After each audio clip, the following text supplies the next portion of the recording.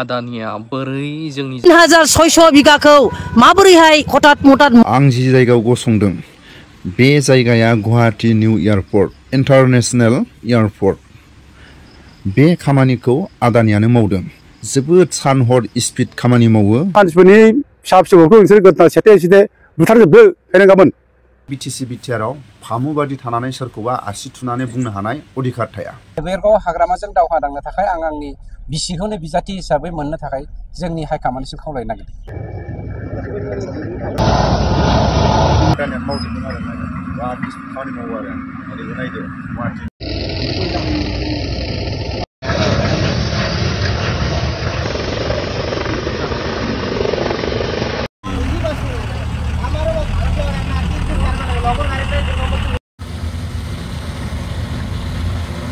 बिपिएफआ आरोबाव जुदि सरकार बानायोबा बिटिसि ओनसोलाव ब्लाड शिट थैनि बानाबो हैगोन होनना बुंदों बे शब्दआ मोजां नङा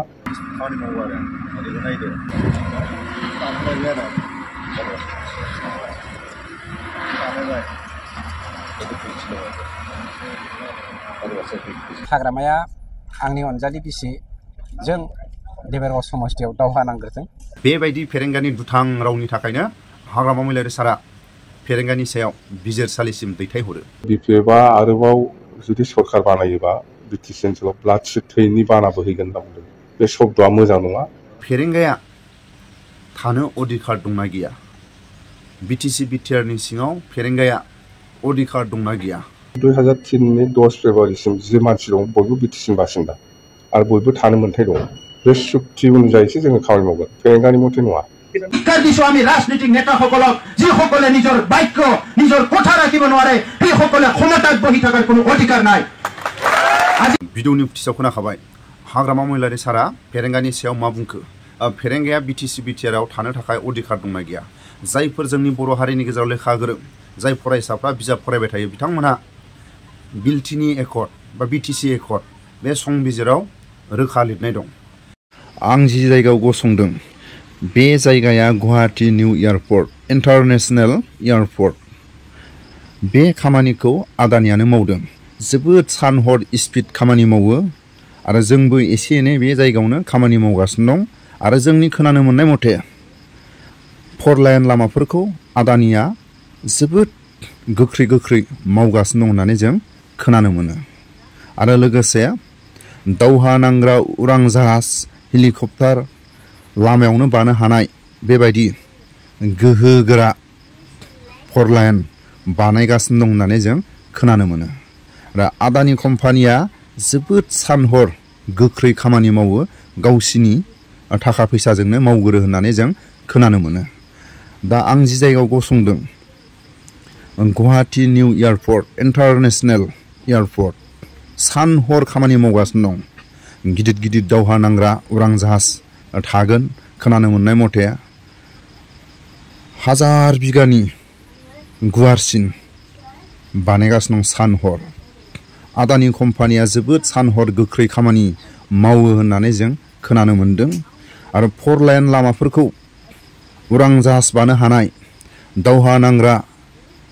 उरां जाहाज बानो हानाय खारनो हानाय बेबायदि स्ट्रं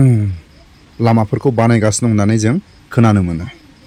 फेरेंगाया अधिकार दंना गैया आरो फेरेंगाया सोरनि थाखाय सुबिदा मोनखो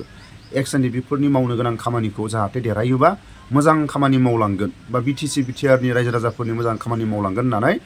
हाग्रामा महिलारि सारा सान्स होदोंमोन बा बिटिसिनि रायजो राजाफ्रा सान्स होदोंमोन नाथाय फेरेंगानि माखासे दुथां आखु आरो बिथांनि माखासे गावनि खुगानि रहस्य बा खुगानि रावखौ लानानै बिटिसि बिटिआरनि रायजो राजाफ्रा फेरेंगानि सायाव दुखु मोननाय दं हाग्रामा महिलारि सारा दुखु मोननाय दं आयेन बादिब्ला फरेस्ट राइट्स एक्ट 2006 आयेन बादिबा बे जायनाखि गुबुन जातिफोर थाफैदों हाग्रायाव बिसोर थानाया 3 जेनेरेसननि सिगां थानाय जानांगौ जेराव 3 जेनेरेसन बा मोनसे जेनेरेसन 25 बोसोरफोर लादों दा 25 बोसोरब्ला 3 जेनेरेसन बा 1930 जायो दा 1930 निफ्राय बे जायगायाव थानाय जानांगौ दा जोंथ' नुजोबदों गासिबो बे हाग्रायाव खुनु रावबो 1930 निफ्राय थायाखै थादोंब्ला बे जायगायाव गोदो सायफोर दिनाव बर'फोर थादों बर'फोर बादै खुनु रावबो दा जायफोरखौ बुंदों आरोखि सावथालखौ होनना बुं बे उरावफोरखौ होनना बुं बा नेपालि होन बांगाल जुंगाल जेखौ जाथि बिसोर रावबो गैया बे जायगायाव अब्ला दिनै जायफ्रा थानो मोना बिसोर थागासिनो दं दिनै आरो जायफ्रा दङ बिसोरथ' बावाखै बुंनो थांब्ला नै बावथाखै सोरबा रिसेन्ट बे 2005 नि जानाखि माने फरेस्ट राइट्स एक्ट जानाखि नियम बिनि नियमनि उनावबो बिसोरो एनक्ल'ज खालामनानै दं दासिमबो एनक्ल'ज खालामनानै दं दा दिनै बिसोरखौ होखारनाय बेबस्था लाखिसै दा खिन्थु गावनि गामिखौसो होखारनानै लाबाय जोबोद दुखुनांथाव जायोना बेफोर दुखुनांथाव मा थानांगौ दिनै फुङाव अनना सिन्था खालामनांगौ जे दिनै बे गावनि माने माबाफ्रा फिसाफ्रा जुदि आलाय सिलाय जायोब्ला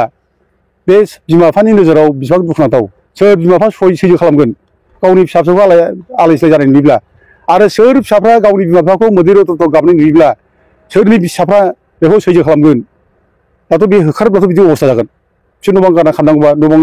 माने बुख्रुबना ओंखारलायोब्ला बे अबस्था जागोन दा बिसोर मा खालामनो दिनैलाय दा नोंसोर थानोबो थिनो आरो होखारबो नागिरो नोंसोर लेखाबो बानायो डिपार्टमेन्टआबो आरो गावसोरबो बिटिसिनि सरकाराबो फेरेंगामोनाबो थानायनि मोनसे लेखा बानाय होनना बुङो लेखाबो बानायनानै लाबाय दा दिनै थेवबो ओंखारनागिरब्ला मा खालामना जाबावनो बिसोरलाय मा खालामना जाबावनो आं ओंखायनो मोनसे माने साजेसन होनो लुबैदों फुङाव बर'मोनखौ जे फेरेंगामोनखौ नोंसोर बे मानसिफोरनि जिउआ जेबो गैखाला बे मानसिफोरनि गथ' गथायफ्रा जिबन जाखाला जेब्ला बे मानसिफोरनि फिसा फिसौफोरखौ नोंसोर गोदना सेथे बुथारजोबदो फेरेंगामोन आं बे बाथ्राखौ बुंनो लुबैयो गावसिनि माखासे समस्याखौ लानानै बिथांमोना ABP पलिटिकेल पार्टिखौ दादों होननानै आङो मिथिगौ मोनसेयाव जाफुङाखै बिटिआर सुक्तिनि मोनसेयाव दफा जाफुङाखै आरो प्रमद बर'आ खालामनो हाग्राबो मानसि नङा भिडिअनि फुटिसाव खोनाखाबाय हाग्रामा महिलारि सारा फेरेंगानि सायाव मा बुंखो फेरेंगाखौ चान्स होदोंमोन एक्स एनडिपिफोरनि खामानि मावनो थाखाय रायजो राजाफोरनि मोजां खामानि मावगोन खोमा होननानै हाग्रामा महिलारि सारा चान्स होदोंमोन आरो बिटिसिनि रायजो राजाफ्रा चान्स होदोंमोन आरो एक्स एनडिपिफ्रा फेरेंगाखौ चान्स होदोंमोन नाथाय गावनि दुथां रावनि थाखाय दिनै हाग्रामाजों दावहा नांनो थाखाय आं आंनि बिसिखौनो बिजाथि हिसाबै मोननो थाखाय जोंनि हाइकमान्डसिम खावलायनो नागिरदों बिटिसि एकर्ड बा बिटिसि एकर्ड 2003 आव बिटिसि एकर्ड खालायनायनि गेजेरजों जायफोर बिटिसि बिटिआरआव बर'आनो जा गुबुन हारियानो जा फेरेंगाया थानो अधिकार दंना गैया बिटिसि बिटिआरनि सिङाव फेरेंगाया अधिकार दंना गैया आरो बे बिटिसि बिटिआरआव फामुबादि थानानै सोरखौबा आसि थुनानै बुंनो हानाय अधिकार थाया बिनि थाखायनो गावनि लोगोफोरखौबो अननो रोङासै रायजो राजाफोरखौबो अननो रोङासै आरो बिपिएफनि गेदेरमा दैदेनगिरिफ्रा चान्स होदोंमोन फेरेंगाखौ नाथाय जायफोर चान्स होग्रा बिथांमोनखौनो बियो दुथां आखु देखायनायनि सायाव जायफोर लेखा गोरोंफोर जाय फरायसाफ्रा एकर्डनि सायाव संबिजिरनि सायाव जायफोर फरायो बिथांमोना स्पष्ट बुजिगोन फेरेंगाया 2003 नि उनाव फैनाय मानसिया अधिकार दंना गैया आरो फेरेंगाया बिटिसि बिटिआरनि सोरबा गेदेरमा सोरबा रायजो राजाफोरखौ आसि थुनानै बुंनो हानाय अधिकार दंना गैया जाय लेखा गोरोंफोर जाय फरायसाफ्रा बिटिसि एकर्डनि संबिजिरनि आयेनखौ फरायोबा स्पष्ट बुजिगोन ठक्कर मोनाखैमोन एबार आंनि बिसिया बेखौ ठक्कर होनो थांगासिनो दं बेबायदि फेरेंगानि दुथां रावनि थाखायनो हाग्रामा महिलारि सारा फेरेंगानि सायाव बिजिरसालिसिम दैथायहरो बिटिसि एकर्डनि आयेन बायदि फेरेंगानि सायाव बिजिरनाय जाथों होननानै सरकारनि खाथियाव दैथायहरो सरकारनि बिजिरसालि लांगोनासिम फेरेंगानि दुथां आरो फेरेंगानि बिटिसि बिटिआरआव थानो अधिकार गैयै मानसिया बिटिसि बिटिआरआव थानानै सोरबा गेदेरमाखौ आसि थुनानै सोरबा गेदेरमाखौ दम होनो थाखाय अधिकार गैया बिनि थाखायनो हाग्रामा महिलारि सारा फेरेंगानि दुथां रावनि थाखाय हाग्रामा महिलारि सारा हजम खालायनो हायाखै आरो बिटिसि बिटिआरनि रायजो राजाफ्रा हजम खालायनो हायाखै जाय मानसिया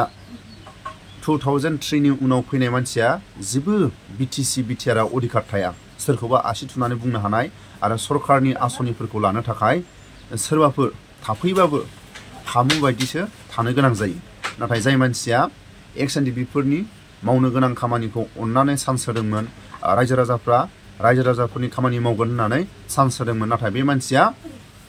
दुथां खुगानि राव ओंखारनायनि सायाव रायजो राजाफ्रा हजम खालायनो हायाखै हाग्रामा महिलारि सारा हजम खालायनो हायाखै आन्तरिक नमस्कार जासिছো আজি যেটো আমাৰ বাজেট সেশন চলি আছে 2025 আৰু 26 সেই বাজেটখন আমি পালো আজি বিভিন্ন ধৰণৰ বাজেটৰ যোগেদি আমি কথাবিলাক উত্থাপন কৰা হৈছে ইয়াত যেটো মই উত্থাপন কৰিছিলো যে বৰ্তমান আমাৰ সকলো দিগত বহুত উন্নয়নৰ কথা কৈ থাকে সেই বাজেটত দেখিব পালোঁ যে এই বছৰত মানে 2023 আৰু 24 আৰু 24-25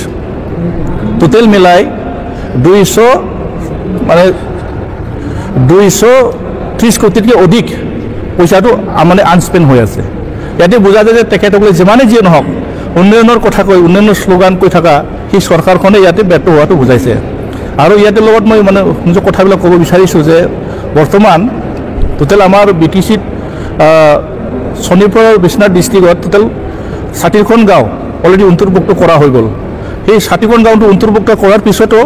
এই 60খন গাঁৱৰ উন্নয়নৰ দিগত এটাও বাজেট ধৰা নহ'ল কাৰণ ইয়াত উল্লেখ কৰা হৈছে যে টোটেল 420টা BCDCৰ কথাই উল্লেখ কৰা হৈ আছে ইয়াৰ কাৰণে আমি খুব দুখ লগা কথা তেখেতসকলৰ যিটো আগৰ পৰা যিবিলাক মানে সুবিধা পাই আছিলে পঞ্চায়ত যোগেদি যিবিলাক সুবিধা পাই আছিলে তেখেতসকলে পঞ্চায়ত ভোটো দিব নাপালে আৰু ইফালে যদি চাব যায় যদি BTCত তেখেতৰ অন্তৰ্ভুক্তৰ কথাও কৈ আছে এই কথাটো চাই আজিলৈকে তেখেতসকলে এইটো ছাইডৰ পৰা বঞ্চিত হৈ আছে ইয়াতে বুজা যায় তেখেতসকলে চাৰি মানে পালৰ পৰা বঞ্চিত হোৱাটো তেখেতসকলে হৈ আছে ইয়াৰ কাৰণে সেই চৰকাৰৰ বাজেটত যিটো আমি যেনেকৈ ধৰণৰ আশা কৰিছিলোঁ আমি ঠিক তেনেকৈ ধৰণৰ আশা আমি দেখিব নাপালোঁ আৰু ইয়াত আৰু মই উল্লেখ কৰিছিলোঁ যে আমাৰ তেখেতসকলে যিটো বৰ্তমান চৰকাৰখনে সাংবাদিকসকলৰ কাৰণে বিভিন্ন ধৰণৰ সা সুবিধাৰ কথাবিলাক কৈ আছিলে কিন্তু আজি দেখিলোঁ মই চিফ মহোদয়ৰ ওচৰত কথাটো উত্থাপন কৰিলোঁ যে ছিনিয়ৰ যিবিলাক জাৰ্ণালিষ্ট মানে প্ৰত্যেক বছৰে পাঁচজনকৈ মানে 60 বছৰ অধিক যিবিলাক ছিনিয়ৰ জাৰ্ণালিষ্ট তেখেতসকলক মানে সাহায্য দিয়াৰ কথা আছিলে ইয়াতো তেখেতসকলে বাজেটত উল্লেখ কৰাটো আমি দেখিবলৈ নাপালোঁ আৰু এনেকুৱা ধৰণৰ 10 কোটি টকা যিটো প্ৰত্যেক তেখেতসকলে মানে জাৰ্ণালিষ্টসকলৰ কাৰণে মানে ডিষ্ট্ৰিক্ট হেডকোৱাৰ্টাৰত বা মানে আমাৰ এই BTC হেডকোৱাৰ্টাৰত যে জাৰ্ণালিষ্টসকলৰ কাৰণে কলনী হেডকোৱাৰ্টাৰ বনোৱাৰ কথা আছিলে সেই মানে এইটো আমি দেখিবলৈ নাপালোঁ মানে তাৰপিছত জাৰ্ণালিষ্টসকলৰ কাৰণে ইঞ্চুৰেঞ্চৰ কথাও ইয়াত মানে উল্লেখ কৰা হৈছিলে সম্পূৰ্ণভাৱে তেখেতসকলৰ মাত্ৰ কথাতে ফুল জাৰি মাৰি এই 5 বছৰৰ যিটো বাজেট অলৰেডি এইটো লাষ্ট বাজেট সেই লাষ্ট বাজেটৰ উল্লেখ কৰাটো দেখিব নাপালোঁ ইয়াৰ কাৰণে খুব দুখ লগা কথা ইয়াৰ কাৰণে সেই বাজেটখন আমাৰ কাৰণে যিমান গ্ৰহণযোগ্য আছিলে ঠিক তেনেকুৱা ধৰণৰ সেই বাজেটখন আমি দেখিবলৈ নাপালোঁ আৰু কথাটো হ'ল যিবিলাক মানে শান্তি চুক্তিৰ কথাবিলাক কৈ থাকে সকলোৱে জানে সেই BTR চুক্তিটো কাৰ যোগেদি হৈ আছে যিবিলাক মানে প্ৰাক্তন NDB সকলৰ কাৰণে ৰিহেবিলিটেশ্যন কথা আছিলে আজি দেখিব পালোঁ যে আজি ডেটত প্ৰাক্তন NDB সকলৰ কাৰণে ইয়াত কোনো এটা আমি মানে ৰিহেবিলিটেশ্যনৰ কাৰণে বাজেট মানে দিয়াটো দেখিবলৈ নাপালোঁ ইয়াৰ কাৰণে দুখ পাইছোঁ যে ইমান কষ্ট সংগ্ৰাম কৰাৰ পিছত শান্তি চুক্তিৰ নামত আহাখিনি আজিলৈকে তেখেতসকলে ৰিহেবিলিটেশ্যন কিছুমানে নাপালে আৰু যিবিলাক মাৰ্কিয়াছসকলে যি ধৰণৰ পাব লাগিছিল ঠিক তেনেকুৱা ধৰণৰ নাপালে ইয়াৰ কাৰণে এইটো ক'ব বিচাৰিছোঁ যে তেখেতসকলে যিমানেই কথা কওক আজিৰ ডেটত বহুত উন্নয়নৰ কথা কওক কিন্তু আজিৰ ডেটত একো কাম কৰিব পৰা নাই বৰ্তমান আমাৰ NDB সকলৰ যিবিলাক সা সুবিধা দিয়াৰ কথা কৈ আছিলে কিছুমানে আজিলৈকে 5 লাখ টকা 4 লাখ টকাকৈ যিবিলাক মানে গ্ৰেনি এড পাব লগা আছিলে কিছুমানে নাপালে কিছুমানে পালে আৰু যিবিলাক আদৰা হৈ আছে তেখেতৰ কিবা এটা ব্যৱস্থা ল'ব লাগিছিলে সেই বাজেটত আমি দেখিবলৈ নাপালোঁ ইয়াৰ কাৰণে আপোনালোকৰ মিডিয়াৰ যোগেদি মই অনুৰোধ কৰিব বিচাৰিম ৰাইজে ইয়াত মানে বিবেচনা কৰিব লাগে ৰাইজে ইয়াৰ ওপৰত বিবেচনা কৰিব লাগে সেই চৰকাৰখনে সঁচাকৈ সফল কাম কৰিব পাৰিছে না ব্যৰ্থ তেখেতসকলে কাম কৰিছে ইয়াৰ কাৰণে মই এইটো কথাটো ক'ব বিচাৰিম যে বিভিন্ন দিশত বহুত উন্নয়নৰ কথা কয় এই কথাবিলাক আজিলৈকে একো কাম কৰিব পৰা নাই আৰু মই এটা উত্থাপন কৰিছিলোঁ যে আমাৰ ধনশিৰি ডিভিজন ফৰেষ্টৰ আণ্ডাৰত যিমান বাল্লু পাটৰ অলৰেডি আমাৰ মানে বন্ধ হৈ আছে সম্পূৰ্ণভাৱে আমাৰ মহলবিলাক বন্ধ হৈ আছে এই কথাটো মই উত্থাপন কৰিছিলোঁ